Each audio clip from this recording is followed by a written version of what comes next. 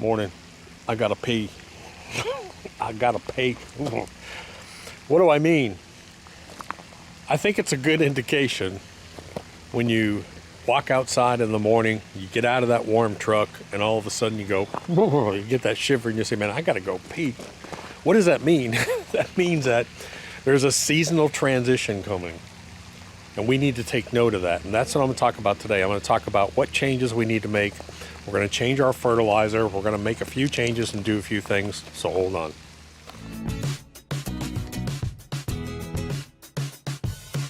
So, like I said before, let me go over real quick what I'm talking about with this change, where we're going out and why I gotta pee and what we're doing differently in our lawns. We're entering into that period, and this is kind of the trigger point for me, is when I walk outside and I'm actually chilly at night. When I start to see that, that's the point where I'm gonna say, okay, I'm probably gonna start shutting off my slow release fertilizers on warm season grasses. So if you have a Bermuda or zoysia, what I'm gonna do is I'm basically just gonna go to just something like a PGF Balance, which is an all fast release 10-10-10. If you have high phosphorus, then you can just put out something like a green chocker and just use some green chocker. Just that little bit of nutrients is what we're gonna do, and here's what's gonna happen. We're gonna let that lawn just taper off naturally. There's no reason to winterize. Winterizing is a myth, especially when it comes to warm season lawns. Just let that lawn go to sleep naturally. So a slow release fertilizer is gonna last 4 to 6 weeks. Well, in 6 weeks, guess what? My lawn's gonna be pretty much gonna be starting to shut down, and I don't want a bunch of nutrients in there. I just want a little bit of nutrients in there as it slowly starts to taper off. You're still gonna have a green lawn. The good thing about something like green chocker and Balance is it has iron in it. So with that iron, you're still gonna have that nice green lawn. You're just gonna see a slowdown in growth, which actually for us is pretty good right now because we're cutting so much. You'll see a little bit of slowdown in growth. But yeah, a little bit of iron, light nutrients, make that transition over. Cool season, if you have a cool season lawn like we have back here, this is when you can actually put down a slow release fertilizer because you've got a good, 8 weeks of growing season. This is the nice, beautiful weather for cool season grasses. So you can put down a PGF Complete. And then as you get into your winter stage, that's when you can put down something like a PGF Balance. That's what I would switch over when the cool season lawn starts to shut off. We just want those lawns to go to sleep with a very balanced diet in the soil. Does that make sense? We don't want to be pushing them with a huge amount of nitrogen. We just want a healthy soil with a well-balanced nutrient storage inside of it, and that's one of the reasons why soil tests are really important. I encourage it this time of year.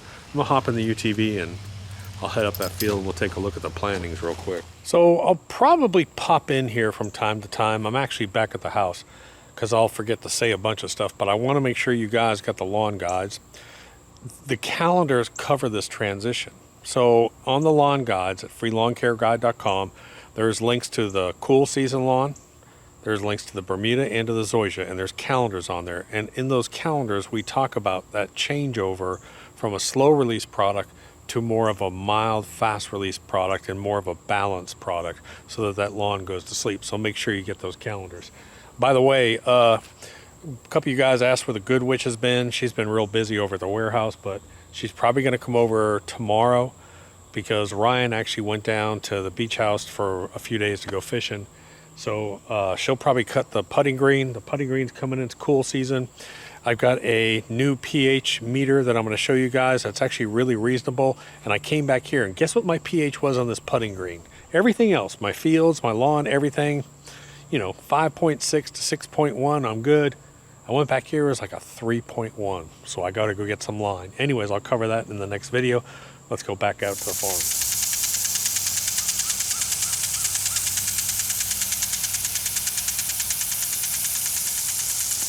Man, that big old pecan tree back there is just gorgeous, isn't it? That is gorgeous back there. But I can see from here, finally, there's my germination. See all that little green fuzz right there? Much like a lot of you cool season guys, we're out here doing a seeding, and this is, I don't want to call it a lawn because we're going to redo it in the spring. but we just wanted to get roots in the ground, and we had to come back here and we had to rototill this because of this hard packed clay.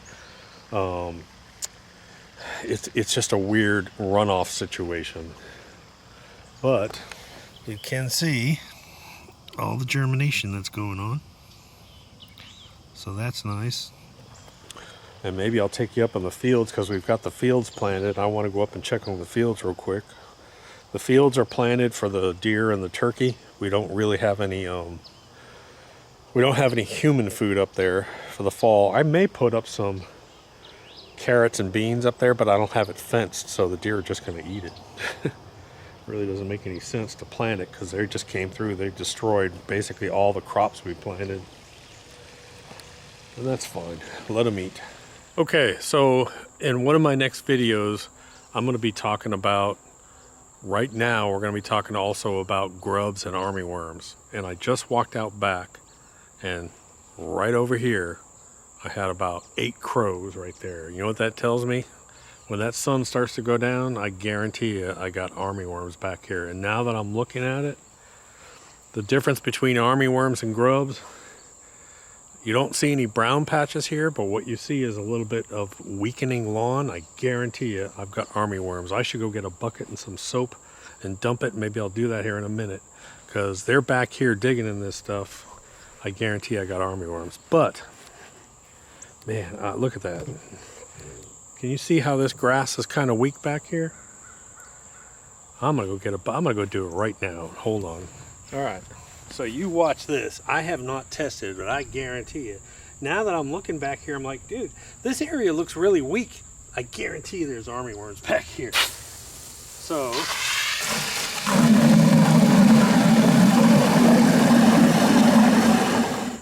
I'm gonna put about a tablespoon or teaspoon of Dawn. Just a little bit of Dawn.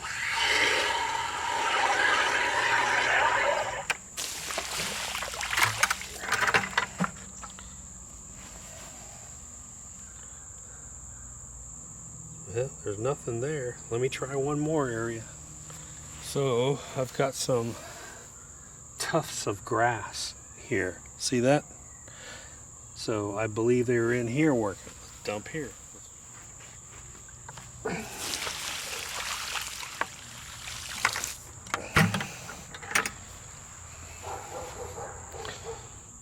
Well, there's one.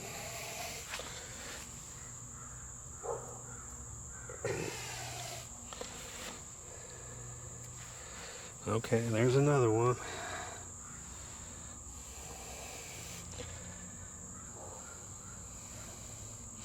So there's 2 of them right there.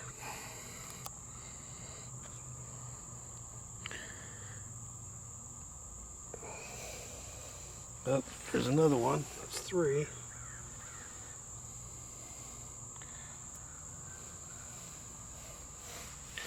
So just right here in this little circle here, I've pulled up 3.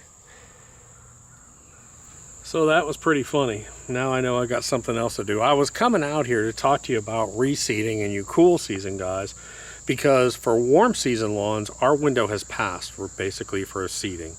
We don't have enough time really for a good seeding to take place.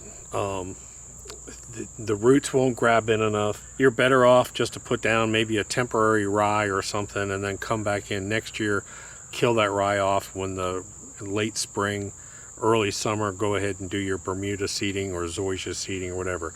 It's getting, in my area, it's getting too late.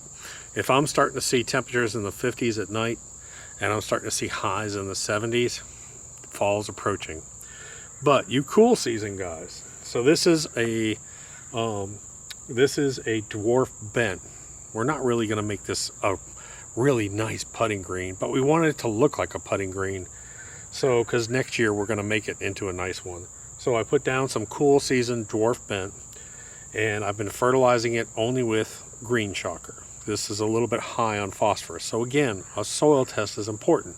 The other thing is I just found out through my soil that this is a 3.2 on a pH scale. Probably the sand material we were bringing in dropped down that pH really low. And I've got this black algae and a lot of the spots in here, and that's from that low pH too. I guarantee it. Algae and mold and moss like to grow in areas where the pH is low. So if you can bump that pH, it's going to take care of some of that. So tomorrow morning, before anything else, I'm going to Lowe's, and I'm probably going to buy some powdered granular ag lime and some quick release pelletized, and I'm going to pound the crap out of this. I hope I don't hurt it, because you don't want to do that fast of an adjustment, but that's really low. And I think that black stuff that's growing here on different areas of it, that's one reason why. So if you've got a new seeding, or if you've got a new seeding, a total new seeding, use a PGF balance or green shocker or something that's very mild and all fast release, and basically just spoon feed until it establishes. If you're doing an overseeding and you've got a cool season lawn, you can go ahead and put down a PGF complete, because you've got old established plus the new. PGF complete is fine. But if you've got a new lawn, you're doing a brand new seeding of it, use a mild fast release on it until it establishes. But man, get a soil test. I'm telling you, one of my next videos, I'm going to show you a soil test I want for you guys. I went online and bought a bunch of different soil tests, online soil tests. Normally, you know, I use Clemson, but I wanted to do it online this time. So, and I compare them for you, and I'll pick my winner on that. And that'll be in an upcoming video, so hit that red subscribe button wherever it is. I keep forgetting which side it's on. It's one of those two. Goodwitch will be here tomorrow. We're going to cut this. We're going to put down some lime.